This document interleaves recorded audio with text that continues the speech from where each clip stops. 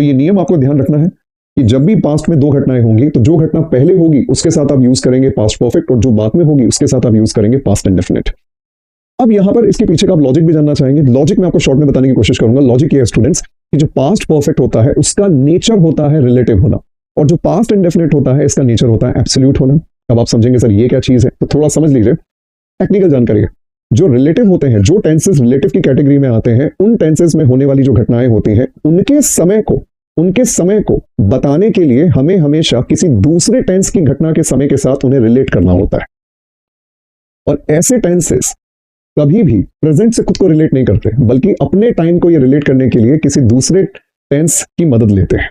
और जो एब्सोल्यूट होते हैं इनका रिलेशन हमेशा प्रेजेंट से होता है, और इन्हें किसी भी मदद की जरूरत नहीं पड़ती, इन्हें किसी भी दूसरे सेंटेंस की जरूरत नहीं पड़ती अपने टाइम को बताने के लिए।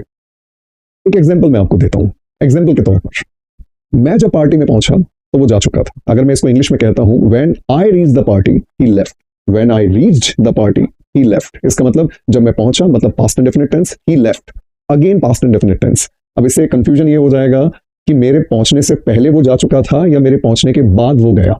अब इस कंफ्यूजन को क्लियर करने के लिए, इस सीक्वेंस को क्लियर करने के लिए मुझे पास्ट परफेक्ट का यूज करना पड़ेगा, और मैं कहूंगा when I reached the party he had left. इसका मतलब यह हुआ कि पहले उसने पार्टी छोड़ी और बाद में मैं पहुंचा। तो स्टूडेंट्स 100 बात की एक बात, ज्यादा टेक्निकल जानकारी में आपको नहीं जाना है, मोटा मोटा आप समझ लीजिए कि जब भी हम पास्ट में दो घटनाओं की बात करते हैं, दो इवेंट्स की बात करते हैं, दो एक्शंस की बात करते हैं, तो जो एक्शन पहले होता है उसके साथ हम यूज करते हैं पास्ट परफेक्ट, और जो बाद में होता है उसके साथ हम यूज करते हैं पास्ट इंडेफिनिट।